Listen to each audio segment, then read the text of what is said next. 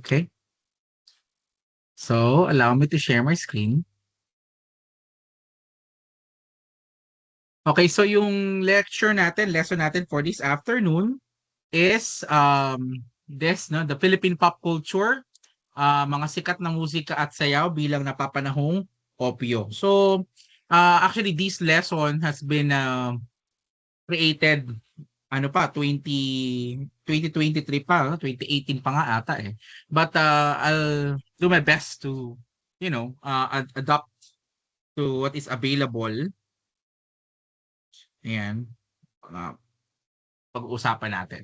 So, first, the statement is that we love music as much as music loves us.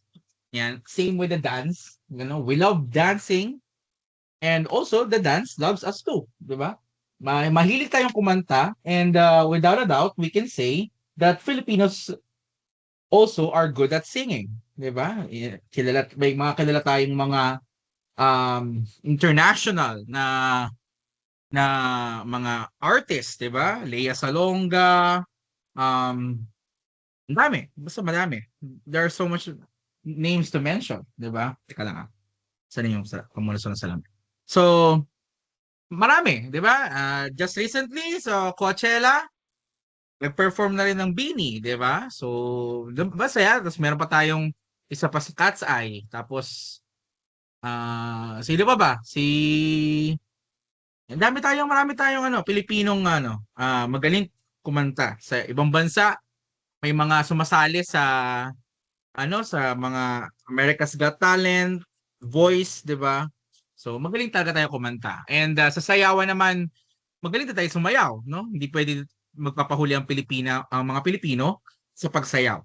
So the reason why Filipinos are really good in music and dance is because we do it. We do singing and dancing almost in every occasion, no? Meron tayong kantahan mula sanggol, 'di ba? Meron tayong kantahan mula sanggol. May kinakantahan natin yung baby para makatulog. Sa nursery, sa elementary, high school, kayo, college na kayo, yet sumasayaw pa rin kayo, 'di ba? Kumakanta pa rin kayo, 'di ba? And then sa normal natin, every time na may birthdayhan, debut, kasal, 'yan. Even in farming, mga Pilipino, yung mga magbubukid na paunti na ng paunti yung mga magbubukid natin, magsasaka natin, still they do singing, no, while do the farming. Because somehow singing creates synchronization, no? Doon sa doon sa movement ng pagsasaka, nagsasabay-sabay yung pagtatanim kapag kumakanta tayo. So we do singing and dancing almost in every occasion. And yun nga, as I mentioned, we are good at it. We are good in singing, we are good in dancing. And internationally, there are famous singers. Nasabi ko na yan. Yan, si Jake Cyrus, na dati Charis Pempenko pa yan. Jake Cyrus na ngayon, di ba? Lea Salonga, Arnel Pineda. Mayroon pa tayong pang-apat na kilala, sikat talaga na singer, no? Mahulaan nyo ba yan? Comment nyo nga kung ano yung hula ninyo, sino to. Comment nyo nga. Sige, sige. May premyo ako pagka nahulaan. Yan, pag nahulaan nyo kung sino yan. Ann Curtis. Wow, hindi. Hindi. Sino pa? Oh. Wala pa marunong mag-type sa inyo. Pambira naman to. Oh. Wala, di marunong sumali. Sige, hula. Hula. May plus. Hindi yan, Sir Ednel, pambira. Iba level ko. Hindi nga ako yan. Wala akong binatbat yan sa akin pag ako kumanta. Huwag kayong sip-sip. Sirit na. Ang tagal nyo eh. Freddy Aguilar, hindi. Regine Velasquez, hindi yan. Oh, sige na, sirit na. Oh. Singer. Wala yan. Ito yan. Shicey. Manny Pacquiao. Sorry. Kung di kayo natawa sa joke, sorry. Pero singer si Manny Pacquiao, di ba? Para sa'yo, ang laban na to, di ba? Oh, di mo akalain. Pero international, ayan. Internationally famous singers. Sorry, sorry, sorry. Baka hindi kayo natuwa sa joke, pasensya na. Tulog na lang kayo, pagising nyo, gets nyo na yung joke na yan. Anyway, so, we are relational and we are relational. We are, Filipinos are, very high in the concept of kapwa, no? Ang hilig na, yung kapwa natin, we are very, very relational. Mahilig tayong makipagkapwa, makipag-usap, not relation na yung romantic relationship, no? Hindi naman ganun, or sexual relationship, not that. But we are very very relational. Minsan hindi natin kakilala, a friend of a friend, nagiging friend na rin natin, 'di ba? And things uh one of those things that bind us is music. Musika yung nagbabind sa atin, nagpalapit sa atin, 'di ba? When we see people, knowing each other saan, sa first time nila nakita yung tao na yon sa isang concert, 'di ba? You hear stories of love na na-meet nila yung kanilang karelasyon, no, sa isang event, sayawan, kantahan, concert, 'di ba? O kaya sa isang family gathering na merong music. In fact, nowadays parang kasama na sa panliligaw package is yung Spotify playlist, 'di ba? Pagka nililigawan mo yung mga lalaki, when you court a woman, no? You court a woman, binibigyan mo na rin ng ng Spotify playlist, 'di ba? Na para namang baka nga free lang yung Spotify mo, no? Yabang mo naman, de joke lang. Pero yun nga, ganun, parang music yung natin. Ginagamit natin para mapalapit tayo sa ibang tao. Galawan ni Pipito. Anyway, so in friendship, yan. Hindi ko alam kung nabutan nyo to, yung kumakanta habang nasa high school. 'Di ba? Kumakanta ng yung alam lang nung kaklase mo, yung tininiw ng ng magbalik. Tininiw, tininiw. 'Di ba? Yung mga ganon. Okay na yun. Yun lang alam. 'Di ba? Walang ibang alam kundi yung tininiw ng magbalik. So, ayun. There are also some of you probably na mahilig magkaraoke, no? Karaoke, 'di ba? Diyan sa SM, karaoke pa kayo, holding hands pa kayo, magkaraoke, di naman pala magiging kayo, 'di ba? Di naman pala kayo magkakatuluyan, aray mo, 'di ba? So in family, yan, there was a time in the Philippine history na status symbol yung karaoke. No, status symbol kapag meron kayong karaoke set sa bahay, meron kayong magic sing sa bahay, mayaman. Yaman, mayaman 'yan, yung pamilyang 'yan, 'di yan basta-basta, 'di yan just. Kasi mayroong Magic Sing karaoke set, 'di ba? Ayan, pangarap ng lahat ng pamilya magkaroon ng karaoke set kasi hilig natin sa karaoke, 'di ba? Sabado, pahinga ng lahat. Ikaw, magkakaraoke ka kasi bastos ka 'di ba? Walang hiya ka 'di ba? Sabado, walang pasok, yung marami. Nagpapahinga, maaga sana matutulog, ay tanghali sana gigising. 6:00 pa lang ng umaga kakaraoke ka na, tibay mo naman, daig mo pa yung taho. 'Di ba, yung taho nga mga 7:00 pa dumadaan, ikaw nagkakaraoke ka na 6:00 pa lang. Tibay mo, 'di ba? So, 'wag gano'n ha, hindi maganda pag-uugali 'yan, 'di ba? Masaya ka nga, yung kapitbahay mo ba masaya, yung tono mo pa ang pangit, ang sagwa, 'di ba? Ang layo nung kanta. 'Yan, and of course in community, 'di ba? Walang inuman na walang kantahan. Natatawa nga ako kasi yung kapitbahay namin, okey lang naman nag-iinuman sila. Ngayon, ang ginagawa nila magpapatugtog sila ng malakas. Tapos mag-uusap-usap sila. So sabay yung tugtog, sabay din yung usap. Nagsisigawan sila ngayon, nagsisigawan sila na, parang yung grabe yung yun isang boses talaga nila na parang sabi ko, sana pinahinaan na lang nila yung kantahan, yung tugtugan para nagkaredigan sila kasi 10:00 na ng gabi, 'di ba? Nagsisigawan pa rin sila kasi ang lakas nung tugtugan nila, 'di ba? Mga adik ata 'tong mga 'to, 'di ba? So, ayan, 'wag yung tutularan 'yan. 'Yan yung mga ewan ko ba? 'Pag nagmamaneho nga ako kailangan mahina lang yung sound kasi parang feeling ko hindi ko nakikita yung kalsada 'pag malakas yung sound, 'di ba? Anyway, so in community, ayan, meron tayong mga singing contest, meron tayong dance contest, 'di ba? Mga jabawokis natin. Jabukis, parang bata pa lang may Jabawokis na, eh.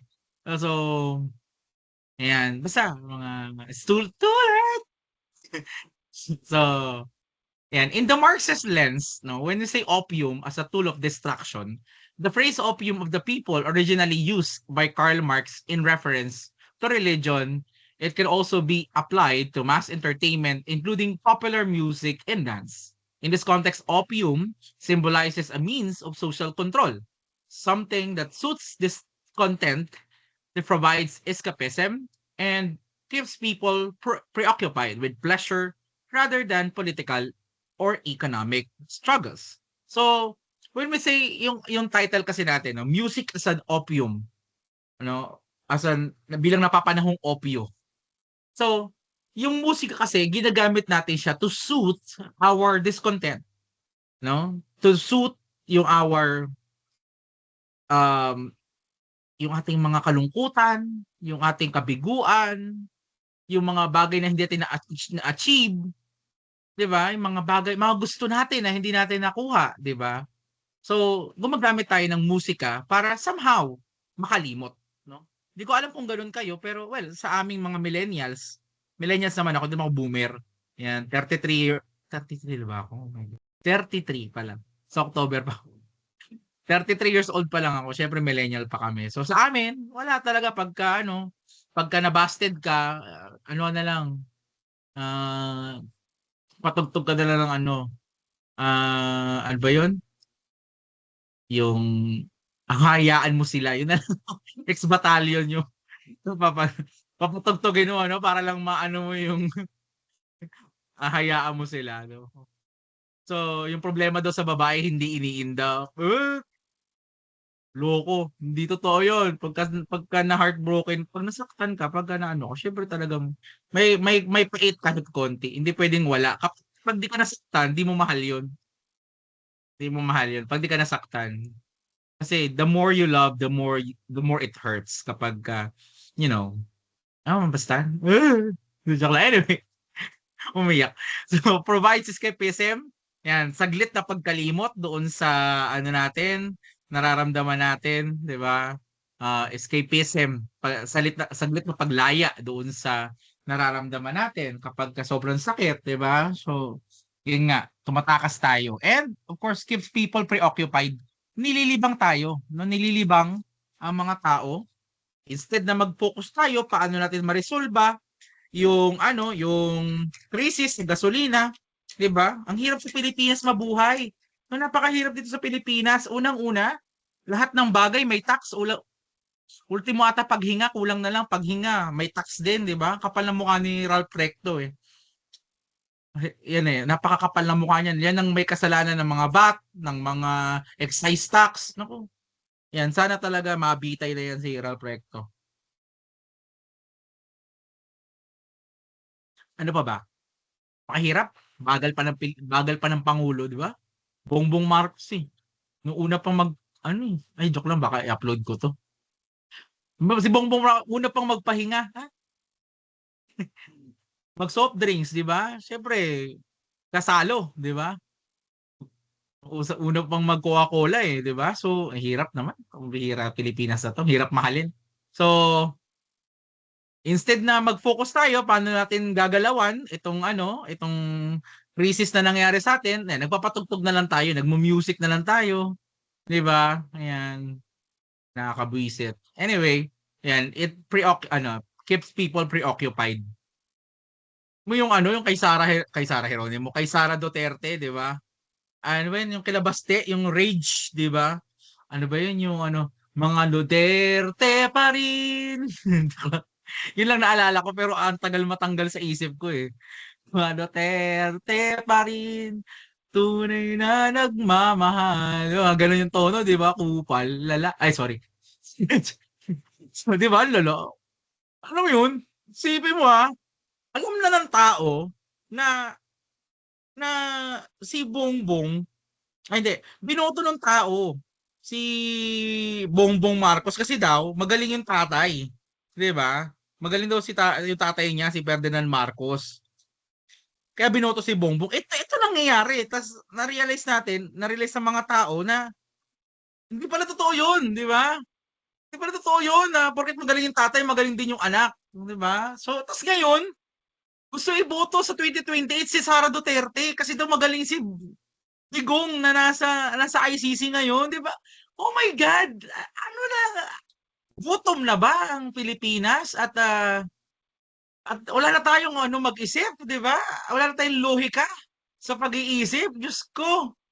Ay, sabi ko sa inyo, i-aano ko kayo, yung final requirement ninyo, papasamahan ko ng buhok ninyo, no? Buhok ninyo para makulam ko kayo pagka nakita kong pag binoto nyo si Sara Duterte sa 2028, kukulamin ko kayo kahit graduate na kayo. Sabi ko sa inyo, pakatindi. Ewan ko kung ano na lang ang pag-iisip ninyo pag ewan ko si Sara Duterte. Kasi daw magaling yung tatay. Kaya, nasa ICC nga eh. Di ba? Kung magaling, bakit yung mga build nung panahon ni Noynoy? Ngayon, binibuild pa rin. Di ba? Hindi build yung project kay Duterte. Ano eh, bin-bin. Bin. Dapat ganun kasi puro bin yung ano eh. Nabibinbin yung ano eh, yung mga project eh, di ba? Puro nakaw muna bago serbisyo, di ba? Diyos ko, Santa Maria. Hi. Anyway, so, yan. Sana di tayo nakokontento sa pakikinig ng mga musika kasi may problema tayo at napakalala ng problema natin. Oo. Si Bato de la Rosa di pa rin pumapasok. Si Robin Padilla, bobo pa rin. Ilang buwan na sa taon na ata siya sa pagiging senador. Diyos ko, bobo pa rin. Parang walang pinagkatandaan. Sino ba kasi nagsabing matututo yan? Hi. Anyway, so moving on. In the Philippines, where poverty, corruption, and social inequality remain persistent problems, the entertainment industry, particularly music and dance, plays a significant role in diverting public consciousness. Yung television, social media, may trabaho sila. Ano yun? To divert us, to divert our consciousness. Lahat yan nag-aagawan sa ating intensyon, sa ating kamalayan, sa ating panahon, no? Sa lakas natin, 'di ba? To do actions, 'di ba? Manood ka ng manood ng Facebook buong araw. Manood ka ng balita, nakakapagod, no? Nakakapagod. Nakaupo ka lang naman. Nanonood ka lang naman. Bakit? Kasi itong mga balita, mga mga palabas sa telebisyon, mga panoorin sa social media, lahat ng 'yan getting something from us, viewers, no? Yung consciousness natin, yung effort natin, 'di ba? Yung understanding natin, 'di ba? Pag mas bobo yung pinapanood mo, mas nakakapagod. Kasi pag ang bobo ng pinapanood mo, ikaw yung umuunawa, ikaw yung nagko-compensate, 'di ba? Ganun yung nangyayari. So, Filipino finds solace in the beats of pop songs, no? The spectacle of dance challenges on social media, 'di ba? Nanonood ka ng ASAP. Bakit pag linggo ASAP ang pinapalabas? 'Di ba? Ipahinga nga ng tao. Kasi nga ganoon. No, gusto natin yung spectacle, yung yung spectacle, no? Yung ganda, yung grandeur, no? Grandeur ng mga performances ng ASAP. Tapos para makalimutan natin na, oh my God, you're still poor, we're still poor, 'di ba? I also, makailan lang nabasa ko nga yung isang article na wala pala talagang middle class. The middle class is an illusion, no? Is an illusion. Totoo 'yun dito sa Pilipinas, isipin mo magkasakit ka rito, ubos lahat ng ipon mo. Mamatayan ka rito, ubos lahat ng ipon mo. 'Di ba? I don't know. Oh my God. Doon mo lang na-realize na ang lala ng taxation dito sa Pilipinas. Tinataksan ka na sa sahod mo, tinataksan ka ba tuwing kukonsumo ka? Manood ka, magpagasolina ka, maggrocery ka, bumili ka ng LPG, lahat may tax, 'di ba? Grabe, ang lala. Tapos ito yung serbisyo natin, 'di ba? Tapos ang daming nakawan, tapos mali-maleta yung yung pera na pinapadala. Tapos 'di ba kahapon, ano sabi ni ano, Madriaga, yung 125 million na inubos ni Sara Duterte ng 11 days, hindi daw totoo 'yun. Kasi 24 hours lang, naubos na 'yun, yung 125,000 ay 125 million. 'Di ba? Eh di wow, 'di ba? Hindi pa pala yun yung worst. Wala pa ba yun sa final form, 'di ba? Wala pa pala yung final form yung 11 days na paggasta ng ganong kahalaking pera, 'di ba? 24 hours lang pala, 'di ba? So ano yun? Hindi nga yun ano eh. Ano ba yun? Ano ba yung yung 1 meal a day? Ano ba yun? Oo. 1 meal OMAD, 'di ba? OMAD yung tawag natin, 1 meal a day. Ito hindi 1 million a day. 'Di ba? 125 million a day. 'Di ba? Ang tindi ng diet na 'yon. 'Di ba? Sana namatay na sila. So, ewan ko. Ayan. So, nagklase ako ngayon para mag-ano, para mangganito, 'di ba? Para I don't know, para ganituhin kayo. Ayan. Gusto niyo magklase ha? Ayan, tanggapin niyo lahat ng galit ko, lahat ng mga ano ko. So, so punta tayo sa ano. Ayan, teka lang. Not this. Wait lang. Hulo, hulo. So, yun nga, it divert us, yung spectacle, gusto niyang i-divert tayo, yung mga kanta ng Bini, wala akong masamang ano, sa Bini, okay ako sa Bini, fan ako ng Bini, fan ako ng SB19, fan ako ng mga ganyan, ayan, pero, um, well, kasama sila sa sistema kasi, pero wala akong galit sa kanila, pero what I'm telling you is that, even the launch of the music, the news about yun nga, performance of Bini to Coachella. Ayun, okay yun. Walang masama dun. Pero ano yun, somehow, mayroong intention pa rin na ligawin ang mga Pilipino. Iligaw yung tensyon ng mga Pilipino sa nangyayari no sa Pilipinas sa flood control project, 'di ba? So ayun. And the grand production of televised talent shows. These cultural elements provide an illusion of success, social mobility and unity, while real structural issues remain unaddressed. Bakit binabalita yung sa Bini, yung sa Coachella nila? Bakit may mga bagong kantang nirelease at pinapakinggan natin? Ayan.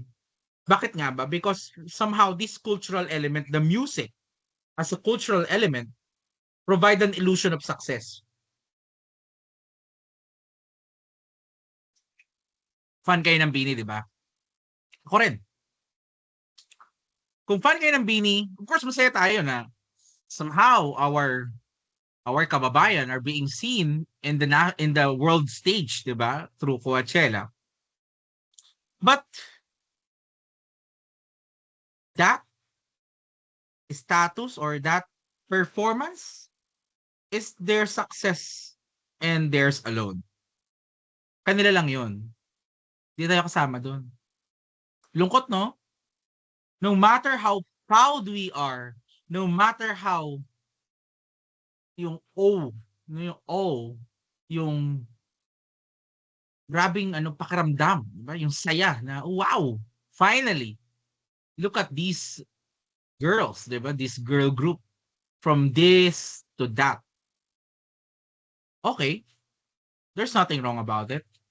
But kanila lang yung success na yun. Walang dulot yun sa atin. Gutom ka pa rin. Mahal pa rin ang gasolina. 'Di ba? You still skip, no? Meal kahit successful yung ibang kababayan natin. So, ayun. May tanong ka, ano? Jana? You're raising your hand. Teka lang, wait lang. Tanong ka, Jana? Napindot lang po. Okay, sige. 'Di ba? So, balik tayo doon, 'di ba, sa sinasabi ko.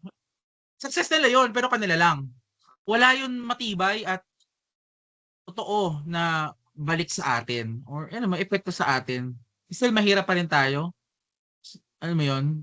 yung mga magulang natin are still skipping meals to provide for us. Diba? Ekonomiya? I don't know. I don't know. Kung tumutulong sa ekonomiya yon, hindi ko kasi nararamdaman. Ganun din kayo. Diba? Ako nga di ko nararamdaman. Ganun din kayo. Pareho lang din tayo. So that creates an illusion of success. When your friend won competition, that's their success only. Theirs and theirs alone. Hindi mo success yon. Kahit tumulong ka, hindi mo success yon. Kasi kailangan meron. O maganda yon tingnan na, oy, success ko yon. Pero doon tayo sa dulot, doon tayo sa bitaw. 'Di ba? Doon sa epekto, hindi doon sa assumption lang, illusion lang. Ang kinabubuhayan natin na lugar ay katotohanan. Ito yung realidad at hindi ito ilusyon. Na yung mga ganong na may puwang, yung mga ganong klaseng bagay, yung illusion of success. Yung kaibigan mo, sinusuportahan mo, naging matagumpay, kala mo kasali ka doon, hindi ka kasali doon. Unless bayaran ka niya. At least bigyan ka niya ng ng balato. Yun ang success, be. 'Di ba? Si Manny Pacquiao. Lumalaban si Manny Pacquiao ng boxing dati. 'Di ba? Tuwan-tuwa mga Pilipino. In fact, there are people who are uh,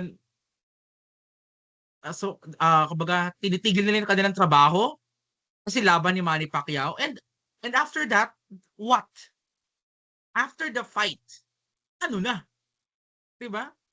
Babalatuhan ka ba ni Manny Pacquiao? Hindi. Ang may bagong bag lang ay si Jinky. 'Di ba? Ang may bagong bag, may bagong damit, bagong ribbon. Si Jinky lang. Kaya si Mami Junisha. Pero tayo mga manonood, wala. It just creates an illusion of success.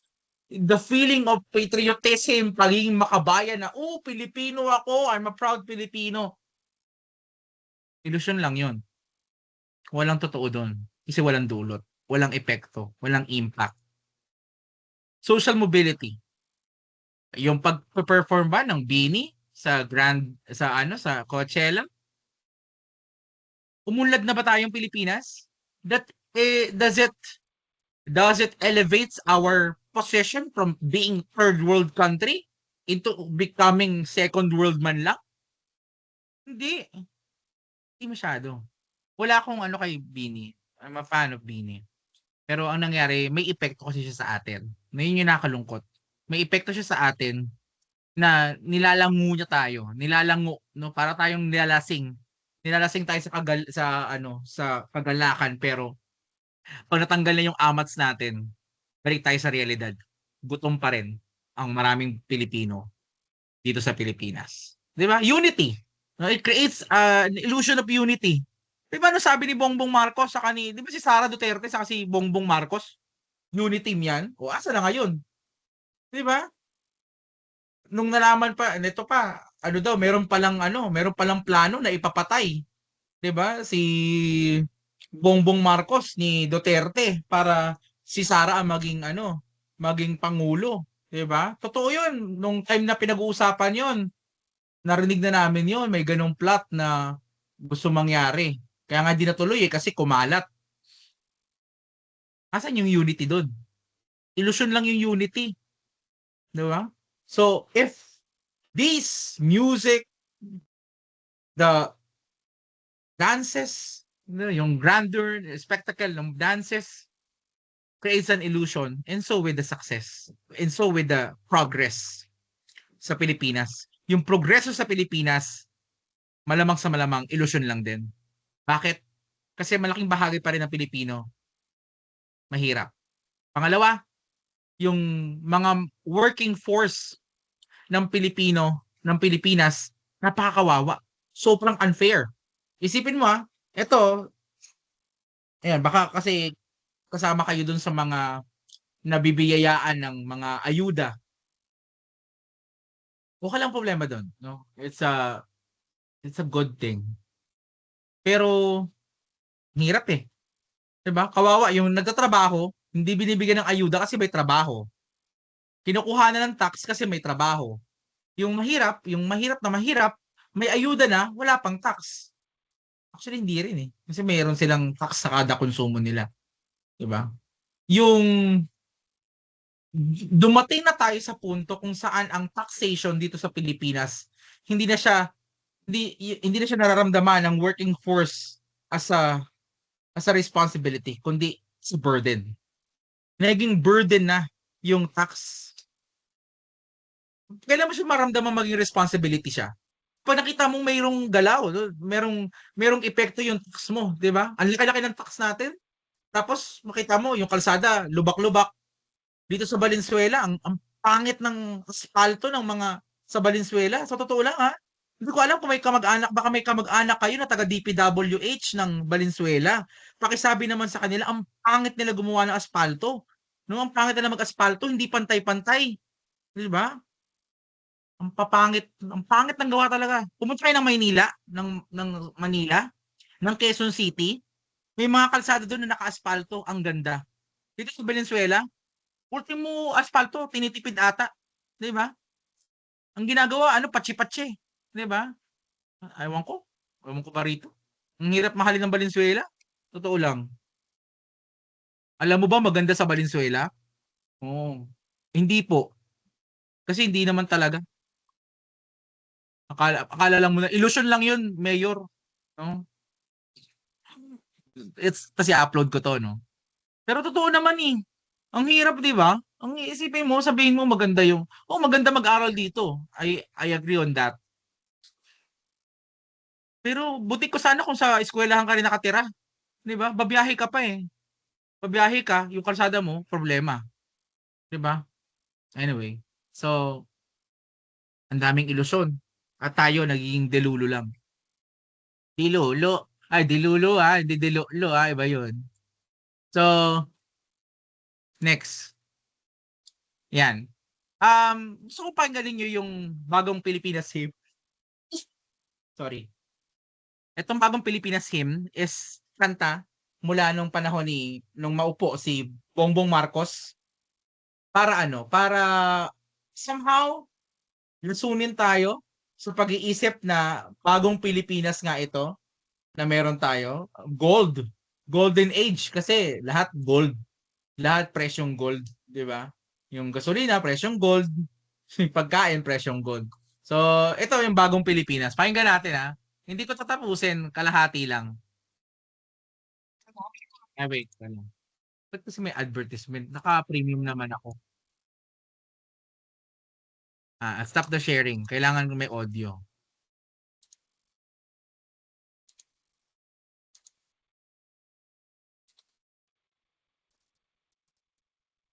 Pagpasensya nyo na at Gentle din sa tummy. Switch na. Extra Dinig budget nyo na ang yung sound. version? Thumbs up nga kayo kung dinig nyo yung Mabilis sound. mag-loan sa Maya!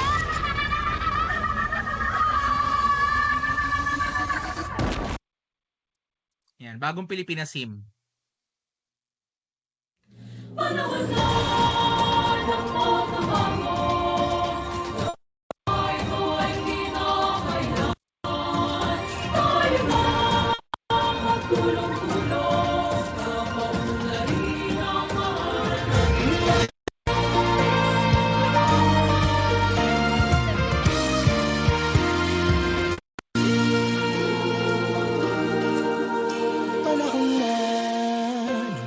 babago dahil sa ito ay kinakailangan tayo na magtulong-tulong napakunlarin ang mahal nating bayan.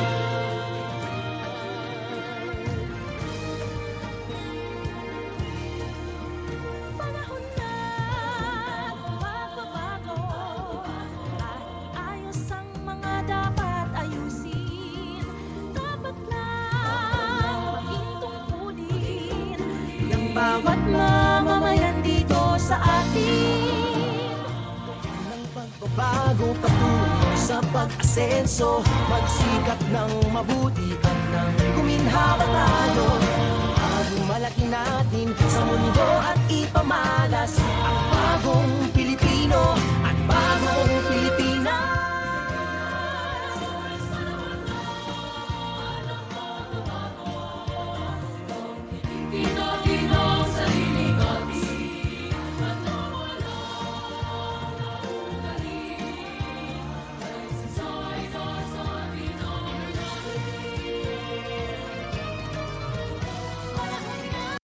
Okay, so ayun na, no, yung panahon na ng pagbabago.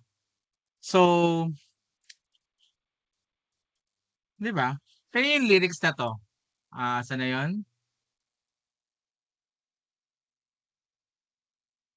Yan. Sabi diyan, Tulong-tulong tayo na magtulong-tulong, na rin ang mahal. tayo na magtulong-tulong na paunlarin ang mahal nating bayan. 'Di ba parang ang weird, 'no? Sila yung mga politiko, eh, 'di ba? Sila yung gobyerno, eh, pero tayo yung magtutulong-tulong pa rin, 'di ba? Atin pa rin, anong gagawin niyo? Nakaw lang, 'di ba? Anong ano niyo, anong trabaho niyo, 'di ba? Puro kami na lang palagi. Kailangan kami magtulong-tulong para paunlarin ang ating inang bayan. Oh my God, 'di ba? So, ewan ko ba? So, bakit ko pinaparinig sa inyo 'to, 'no? Pinaparinig ko sa inyo 'to para magkaroon kayo ng galit, kasi baka hindi pa kayo galit, 'di ba? So, dapat magalit na kayo, 'di ba? Kailangan magalit na kayo kasi niloloko na lang tayo, eh, 'di ba? Saka well, yung mga ganitong klase na ano, na mga musika ay ginawa para para i-brainwash, 'no, yung mga Pilipino. Bakit ko sinasabing para i-brainwash yung mga Pilipino? Saan ba 'to pinapatugtog? Tuwing may government event, flag ceremony ng mga elementary, high school, o kaya kahit yung pagbababa ng watawat pinapatugtog 'to.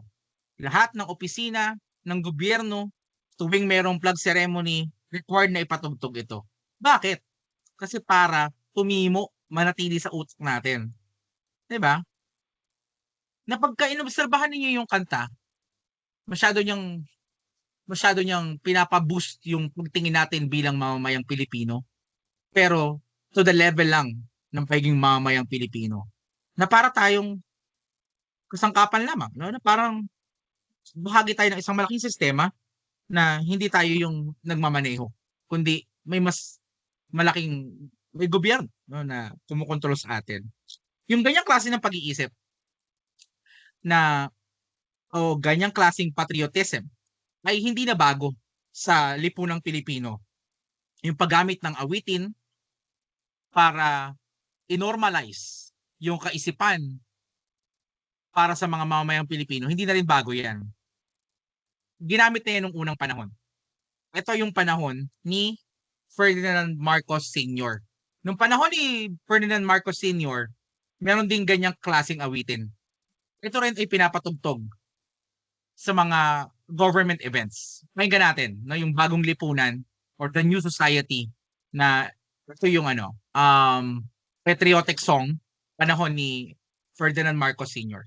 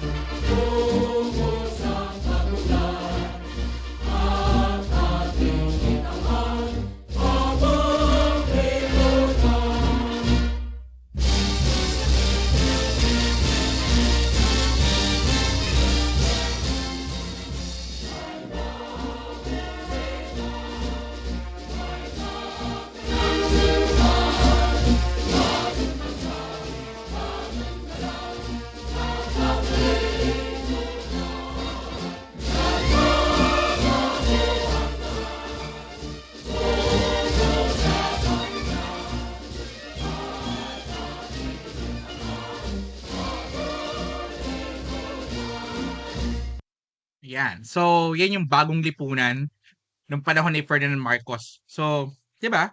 Halos yung content ay halos may pagkakaiba naman, pero halos magkatulad lang, 'di ba? Kaya puwede natin sabihin na yung style ni Bongbong Marcos medyo bulok, medyo style mo bulok. Ayan, baka may dito, BBM dito, baka may dito. Okey lang naman. Oo, okey lang naman, alis ka na. Hindi, joke lang. Baka bias, eh. Hindi, wala namang problema kay Bongbong. Ba't kayo nagagalit kay Bongbong? Wala namang ginagawa. Ha? Huwag kayo magagalit kay Bongbong, wala namang ginagawa eh. Yun nga yun eh, walang ginagawa eh, di ba? 48 days na yung gera, di ba? Mula nung magsimula yung digmaan. Magsi-50 días na. Ito pa rin tayo, di ba? Ito pa rin tayo, yung excise tax, tinitingnan pa rin. Banlag ba yung tumitingin dyan? At kailangan, ano ba? Ano ba tingin niyan? Duling ba? Banlag? O ano? Bulag ba? Isa? Ang tagal-tagal namang tingnan. Yung dapat tingnan para patupad yung excise na yan. Ilan daw? Ilang bilyon? Bilyon daw ang mawawala dahil sa pagtanggal ng excise tax. Kaya na ba mapupunta yun? Sa tao naman. Di ba? Ano bang ayaw nila? Kasi hindi sa kanila. Di ba? Napakasugapan nyo naman. Di ba? Sugapan nyo naman, may Senator Ping Lacson. Di ba? Palamukha mo, Ping, bading. Di ba? Yun yung yun yung negative na okay na sa akin yung mga bading-bading eh. Pero yung ganyang klase, yung mga makasariling bakla, ayan ang mga ayoko eh. 'Di ba? Ayusin mo trabaho mo, girl.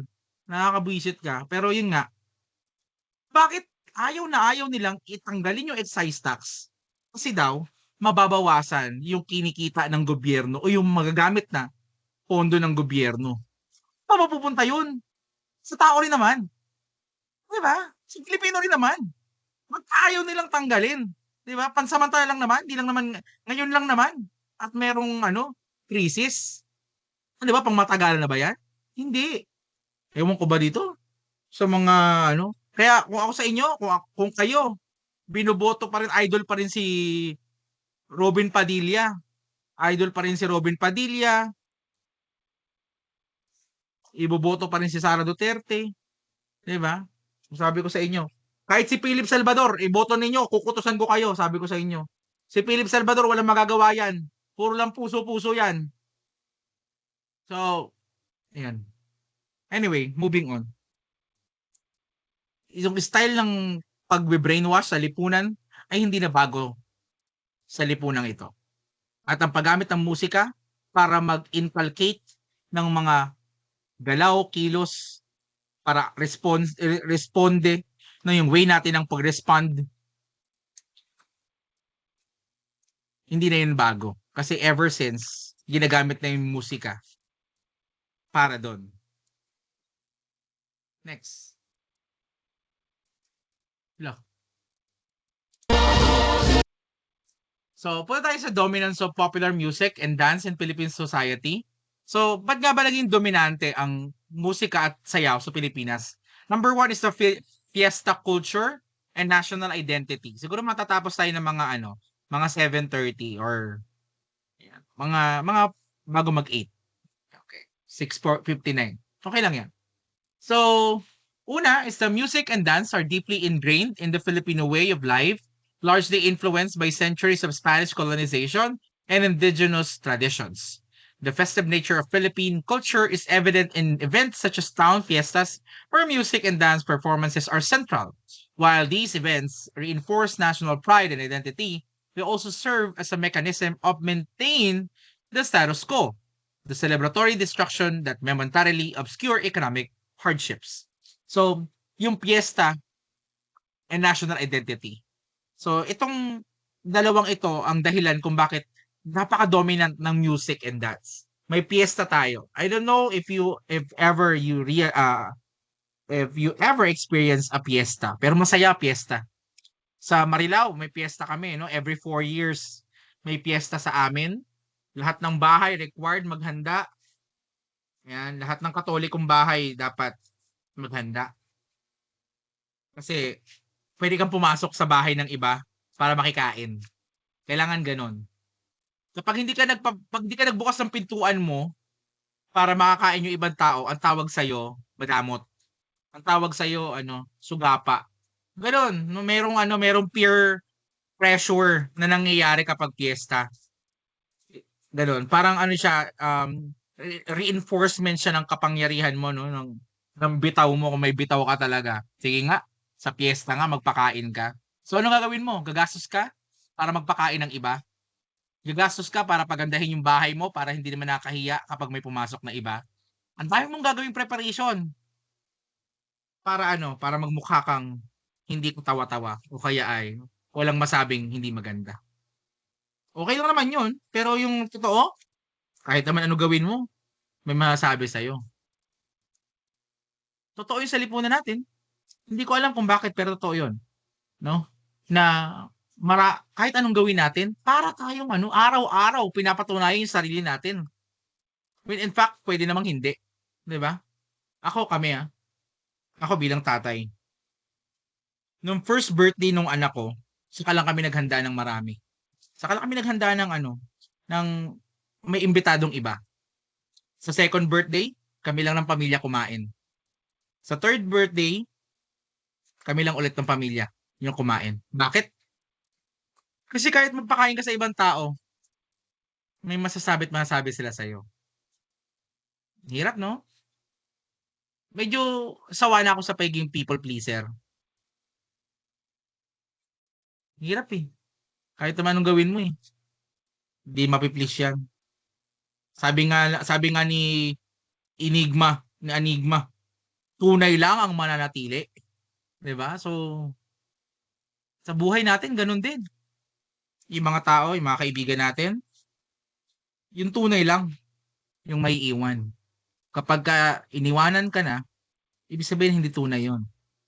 Okay lang yun. Basta kakampi mo sarili mo. No? Dami nun, layo na ng sinasabi ko Lasing ba ako?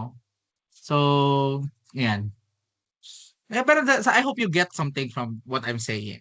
At ganoon din sa mga nanonood ng video na ito, no? So, well, yun yung realidad na na-realize ko as a 33-year-old pogi na professor. Talagang yan. Alisin nyo na yung pogi. Yung 33 years old na lang. Diba? Totoo yun. Huwag kayo masyadong people pleaser. You cannot please everyone. You just have select somebody and then please that person forever, for the rest of your life. Ako, napili ko yung asawa ko. Diba? So, siya lang, piniplease ko. Huwag natin pag-usapan kung paano ko ginagawa yun. Siya na ng privado. Wala sa social. Walang reaction, kukutusan ko kayo. Di kayo nag-react Ayoko ng mga ganyan Dapat reactive dapat kayo. Pag di nagre-react, talagang yan, babawasan yan. Anyway. So, yun nga, national identity. Yan, fiesta. So, siya, they also serve as a mechanism to maintain status quo. Yung mga politiko, di ba? Yung mga barangay kapitan, yan. Ano yan? Bakit tuwing 4 na taon ang piyesta sa sa Bulacan? Kasi every 4 years ang dito? Every 4 years dati, no? Yung mayorship. Yung pagiging mayor. Pero ngayon 3 taon na lang sa ganun. So, ganoon din yung mga kapitan, ginagamit yung piyesta para makilala sila ulit na sa susunod na eleksyon, kami pa rin iboto mo. 'Di ba? Ganun yung sistema. Ginagamit yan parang pangampanya. Okay. Next, yan. Ito ay panoorin natin yung grandeur ng Sinulog Festival sa Cebu. Imagine niyo kung magkano ang sinunog ng mga tao rito para lang maisagawa yung ganitong klaseng kapistahan. Kopi ko Blanca. Ay, Di nako. lang creamy. Gentle din sa tummy. Si Jane ba to? Switch na. Need a loan fast? Si Julia. Mabilis mag-loan sa Maya! Dalawang cheater nagsama. Ay, di pala. Oh, tama. Dalawang cheater. Maya lang? Try mo. Ma'am, Hindi ako sa Maya.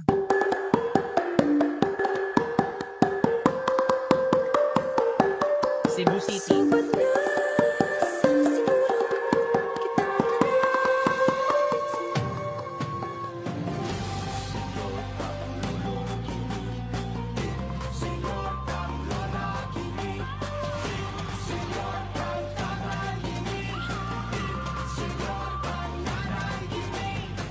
Dani balakay, oy atong dungog.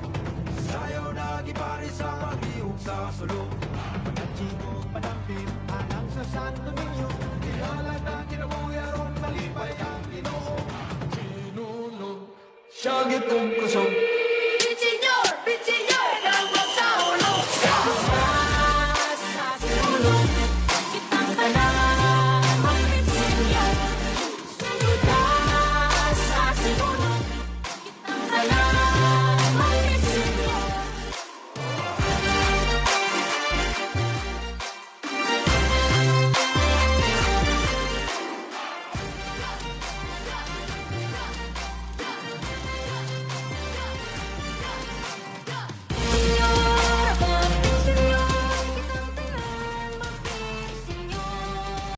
O, tama na.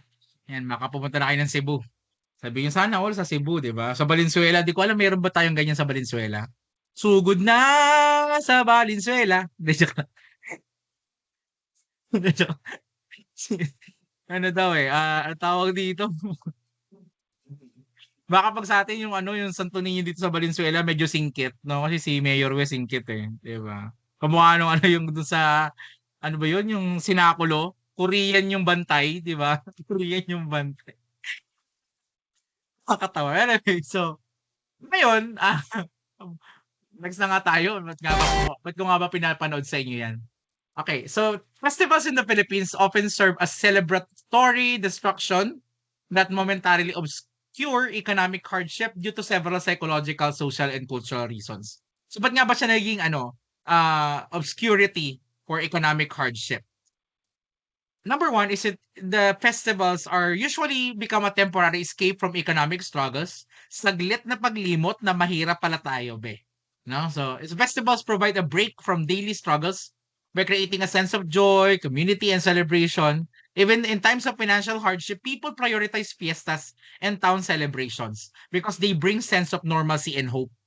Diba? So, yun nga, yung mga tao, katulad sa amin sa Marilao, sa Bulacan, kapag may piyesta sa amin, parang nakakalimutan namin mahirap kami. No?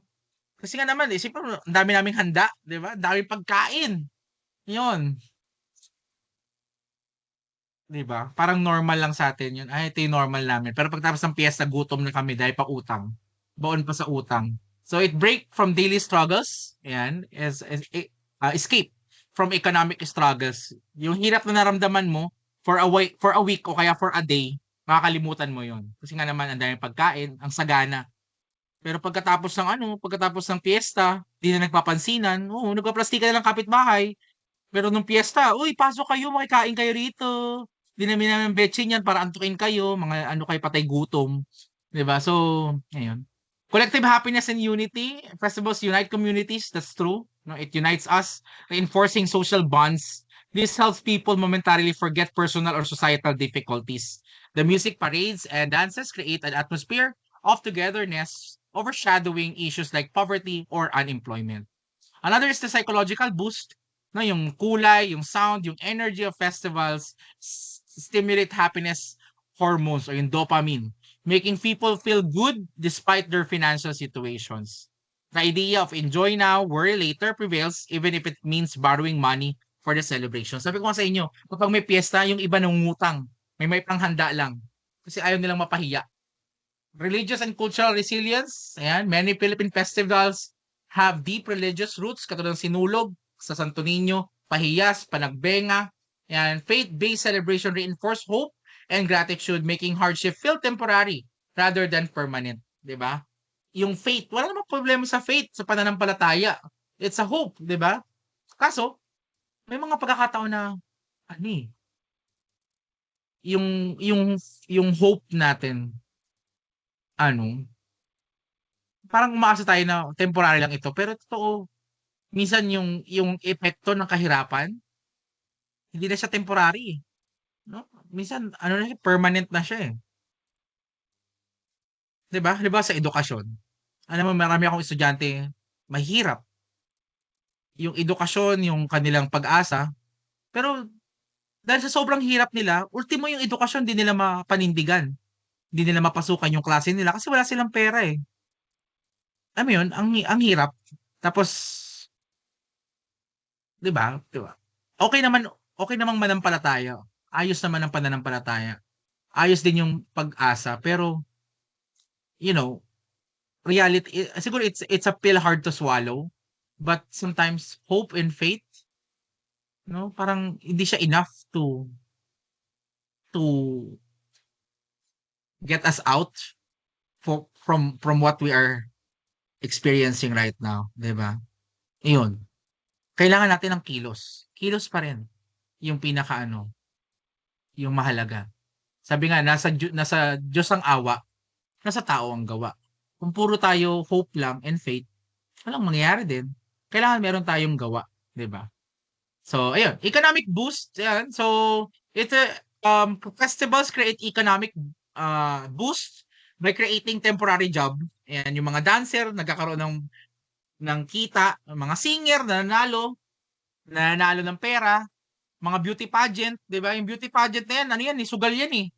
Sugal yan kasi may price yan eh, 'di ba? Mag-i-invest ka lang, ang gagawin mo, yung mapapanalunan niya 10,000 pag siya yung nag-champion. Hindi gagawin mo, maghahanap ka ng magandang babae sa lugar ninyo, yun yung i-investan mo. Kahit sabihin mong 5,000 para sa pampaganda, basta ang balik, 6,000 na, 'di ba? O may 1,000 kang tubo, 'di ba?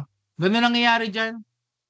O kaya, halimbawa, ikaw yung tatakbong kapitan sa susunod na eleksyon. O hindi magano ka, maghahanap ka ng magandang babae, ilalaban mo sa pageant, tapos sasabihin ng babae na yon, ang sumuporta po sa akin, si ganito, kaya suportahan nyo rin po siya. O yung ibang tao naman naniwala. O, binoto, nananalo. So yung investment yon. Hindi ko alam kung nakapag-ano na kayo ng perya, nakapaglaro na kayo sa perya. Yan, lahat sa Bulacan, kapag may perya yung barangay, automatic yon, may magtatayo na peryahan. Tapos yung peryahan na yan, ang tindi ng peryahan, alam nyo, pag umabot kayo ng mga bandang 1:00 ng madaling araw, iba na yung tayaan sa perya. Sino na ang galawan. Halimbawa, dun sa amin, mga bandang 8:00 hanggang 12:00, pwede ka pa magtaya ng 100 pesos sa color game. Alam niyo yung color game, yung may dice na color, 6 na color, tapos tatayaan mo yung kulay kung ano yung lalabas, madodoble, depende dun sa dami. Diba? Ayun, basta color game. Ano yan? Talamak ako dyan. Lakas ko dyan. Sa color game na yan. Kahit wala na akong baon, basta may pang color game ako. Yun. Pero yun nga, pwede pa yun 100 pesos pagka maaga pa. Pero pagdating ng 12:00 pasado, 1:00, 10,000, 30, 100,000, ganun na tayaan. Yung 1,000, tutupiin mo yon ng ang tawag dito, dami ng libo ng by tens. Halimbawa, yung 1,000, tinupi mo ng 8 beses. Ibig sabihin, yun, 80,000 yun. Basta may ganung klaseng kalakaran. 'Di ba? Pera yun. Ang problema, pag natalo kayo, wala namang nanalo dyan eh. Kasi lagi namang house ang nanalo. Kung sino yung bangka, yun ang panalo. O yun. Yung mahirap na barangay, lalong hihirap kasi magsusugal. 'Di ba? Another is the distraction from social issues and government strategies. So government and local officials often fund and promote festivals to uplift public morale, divert attention from issues like inflation, poverty, and unemployment. Yan, may para yung gobyerno, tuloy ang nakaw. 'Di ba? Kayo naman, libang-libang lang kayo. Cultural tradition and the Filipino resilience mindset. Filipinos are known for the bahala na attitude where they celebrate despite hardships. Festival uphold this cultural optimism where people believe that problems will eventually pass. Okay? Yan. Ang nangyayari, we are getting into the cycle of festival-driven destruction. People struggle with economic hardship. Mahirap sila. Festival arrive, offering joy and excitement. And then during that time, during the festivity, people spend sometimes beyond their means to enjoy the event. Alam nyo, libre lang ang piyesta pero kailangan mong gumastos. 'Di ba? Bakit? Para doon sa perya, para mag-enjoy ka doon sa mga rides, magbabayad ka ng rides. 'Di ba? Yung kain, para mag-enjoy ka kumain sa ibang bahay, kailangan ikaw rin magbukas ng pintuan ng bahay ninyo para magpakain kayo, 'di ba? So, 'di ba? Ano lang siya, parang yun yung ticket. And then, syempre, when you are doing those events, temporary happiness overshadows real economic issues. After the festival, financial struggles resume. Tuloy na ulit. Tuloy ang hirap pagtapos ng piyesta. Okay? Now, let's listen dun sa sa mga kanta ng Pilipino. Yan. In terms of OPM. Panoorin natin yung sa mapa. Favorite ko to kaso baka maiyak ako kasi wala na akong mama, wala na akong papa. Coffee ko Blanca. Di lang creamy. Gentle din sa tummy. Switch na. Naiinalo kay Kopi Ko Blanca. Ayoko na Extra uminom. budget? Saka dito sa dalawang cheater na Mabilis ito. mag-loan sa Maya. Nag-cheater. Yan. Saglit lang. Pakinggan nyo muna.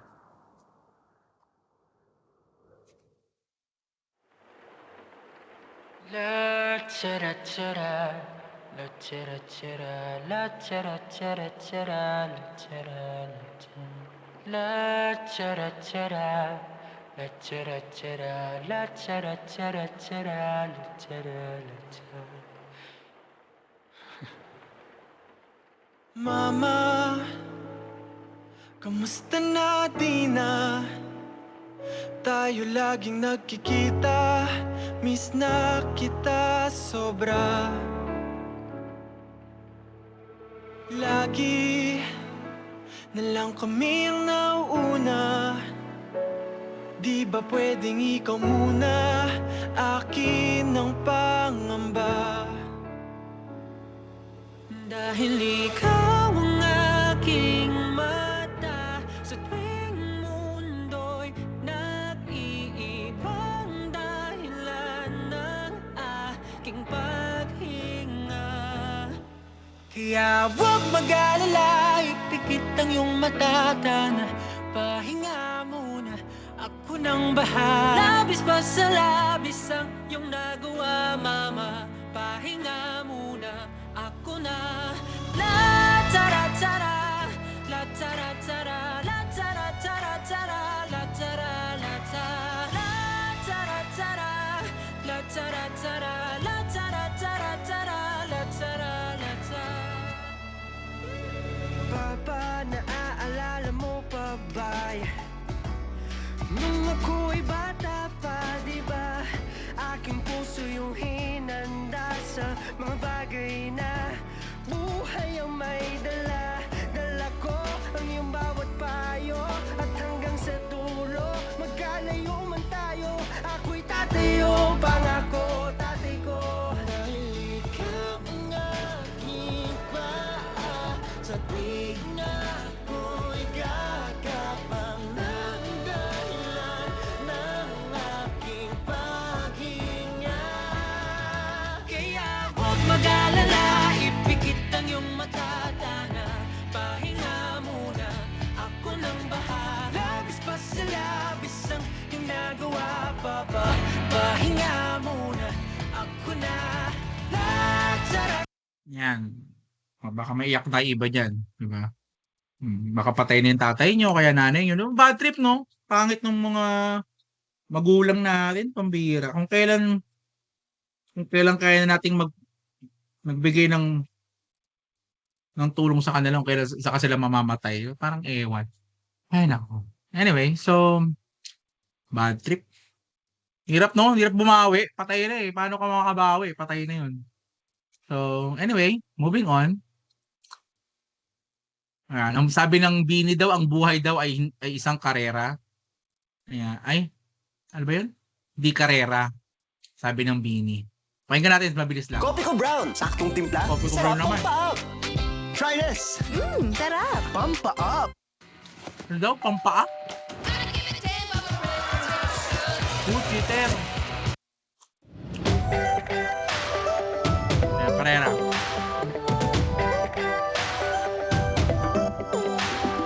Minsan ay nahuhuli ang sarili na nag-aalala. Mga bagay na di kontrolado, pinoproblema, pero teka lang. Meron bang humahabol sa'yo?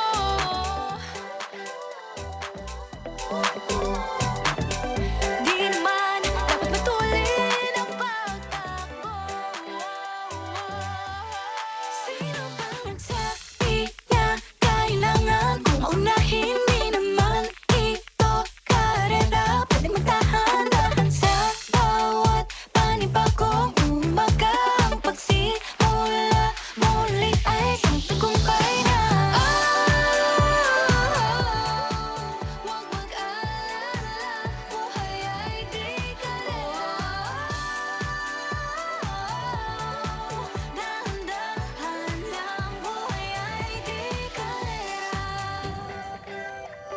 Baka sumayaw na kayo eh. Pero yung sabi nila, ang buhay daw ay hindi karera. I don't agree with that. No? I beg to disagree. Hindi totoo yun. Ang buhay karera po, no? Ayan. Kailangan mauna kayo kung anong kinakailangan. Gawin ninyo. No? Kung kailangan ninyo manlason, lasunin ninyo para kayo mauna. Yun. Kasi pag di kayo nauna, gutom abutin ninyo. No? Kahit sabihin nilang sip-sip ka, sip-sip. Oh, ako na sip-sip. Ako naman may pera. Ako naman may milyon. No? Yung mali-malitang pera ni Saldi ko. Gusto ko nun. No? Pag sinabi nila sa akin, lasunin mo sa ganito. Akin na yung lasot. Ilalason ko na. 'Di ba? Para matapos na 'yan at makuha ko na yung mali-malitang pera na 'yan. Ayan, huwag kayong masyadong mabait. Ang mundo ay hindi sumasang-ayon sa mabait. Take the opportunity, no? Na parang buhay niyo 'yon. Pag dumating yung oportunidad, nakawin niyo agad, kunin niyo agad. Huwag niyo pakawalan, huwag niyo ibigay sa iba kasi inyo 'yon. Inyo lang 'yon, no? Kung kailangan ipaglaban ng patayan, gawin ninyo, no? Okay? Tandaan niyo at the end of the day, yung laban niyo. Huwag kayong papayag na talo kayo doon, 'di ba? Sabi ko nga doon sa mga estudyante ko, pag kayong top 1 niyo, magaling, bulagin niyo, 'di ba? Para di na kayo magaling, yung top 2 na, 'di ba? Eh kung halimbawa top 10 ka, o hindi may siyam kang bubulagin para ikaw na yung top 1, 'di ba? Yun lang yun. Next. Bakit ko pinarinig sa inyo itong mga kanta? Wala lang. No, wala. Joke lang. Meron naman. So, entertainment as an industry of escape, gaya nung sinasabi ko sa inyo kanina, yung OPM natin has an intention. Ano yung intention niya? Libangin tayo para kahit paano makalimot tayo o makatakas tayo sa nararamdaman natin. So, the rise of OPM, P-pop groups like SB19 and BINI, and the immense popularity of dance trends on platforms like TikTok showcase how entertainment is a dominant force in the country. For many, engaging in music and dance is not just a pastime, but a means of coping with economic hardship and political instability. 'Di ba? Mahirap ka, isayaw mo na lang 'yan. Hawak mo ang beat, 'di ba? Hawak mo ang beat. Beat, beat, beat. Sabi ng jeep. Di ba? Yun yung kanta, di ba? So, di na gets yung joke, walang tumawa. Pangit siguro yung joke. Pero hawak mo raw yung beat. So, wag mo raw bibitawan. Asa na ako, naduling ako. For many, engaging in music and dance is not just pastime. Yun nga, no? It means of coping with economic hardship. So, yung hirap mo, di ba? Naalala niyo yung TikTok trend, yung TikTok, ano ba yun? Yung thank you for the flowers, thank you for yung gano'n, yung AI ba yun? TikTok AI ba yun? Basta yung gano'n, yung thank you for the ice cream good, ice cream yummy, di ba? Yung mga gano'n. Oh, di ba? Yung iba kumikita doon di ba? Dati nga gusto naming sumali doon nila Sir Joji sa ni ni Alcala, sa si Pantoja. Sabi ko, tara, magganyan na lang tayo, wala tayong magturo. Oh, di ba? Imagine niyo. Di ba teacher niyo sa science? Si Joji o sa Alcala? O si Jerome? Alcala, no? Tama ba? O Joji? Sino sa comment? Sino teacher niyo sa science? Alcala, o, di ba? Sir Alcala kanina hinimatay eh. Hinimatay sa sobrang pagod ata. Nasa naiuwi naman na.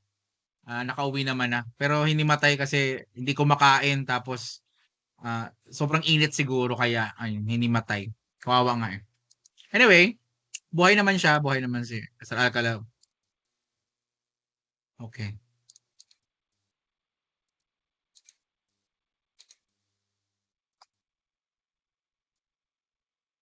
Okay.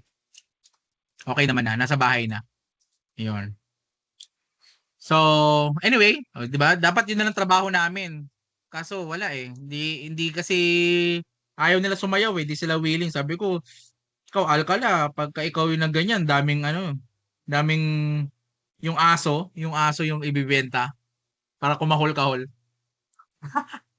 Anyway. Sino tayo?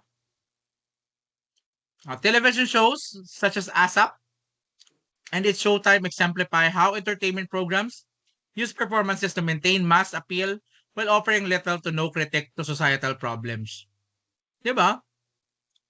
Hindi ko alam kung nagbabari sa inyo or mayroong bigat sa inyo. Pero sa akin, yung political positioning ng mga artista, mahalaga sa akin. Mahalaga 'yun sa akin, yung political positioning. Halimbawa, yung pagkadawit ni Arjo Atayde, no, dun sa flood control project. May epekto 'yun sa akin sa paghanga ko kay Maine Mendoza, no? Dati tagahanga ako ni Maine Mendoza. Pag nakita ko ngayon si Maine Mendoza, medyo sorry kahit asawa niya 'yun, medyo hindi ko rin trip. I mean, may epekto 'yun sa akin. Ayoko na sa'yo kasi yung asawa mo magnanakaw. May gano'n ako. And I believe hindi lang ako yung gano'n. Marami pa ring mga Pilipino yung somehow may gano'ng epekto. Catherine Bernardo, 'di ba? Ako tagahanga ako ni Catherine Bernardo talaga. Pero yung wala siyang boses, wala siyang say, 'di ba? Tapos yung jowa niya si Mark ng na Mayor Mark, 'di ba? 'Di ba? Parang ang sa akin, parang ewan ko hindi less na yung hindi ko rin siya trip, parang gano'n. Mahalaga sa akin 'yun. Kasi isa kang artista, marami kang fans. And somehow you represent those people, no? Those your fans, you're representative of those fans of yours. Kaya pag wala kang position, political position, parang ang baog-baog mo, parang wala kang kwenta, parang gano'n. Kaya mahalaga 'yun sa akin, 'di ba? So, kailangan these artists, these ano ba 'to? Mga television people, kailangan meron silang critic sa lipunan nila kasi bahagi sila ng lipunan ito They are their avenue of yung exposure nila. Kilala niyo si Jusa. Ayan, si Jusa, yung Miss Earth, Joy Balcoma. Ano sabi niya? Yung exposure dapat gamitin 'yun to to say something about to influence people. Ito mga artista ganun din. They're influencers. And kung wala silang bitaw, kung wala silang galaw, wala silang criticism sa gobyerno natin, ano pa? Sayang naman yung kanilang exposure. Sayang naman yung kanilang status, 'di ba? Anyway, moving on. Lapit tayo matapos. Ito naman, mabilis lang. Alam niyo na 'to, isa lang.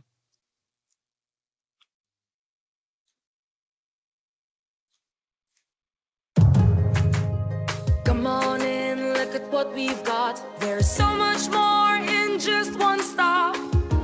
Here at SM, we've got it all. We've got it all. Lots of excitement, fashion, we've got it. A shopping experience for everyone. Here at SM, it's all at SM.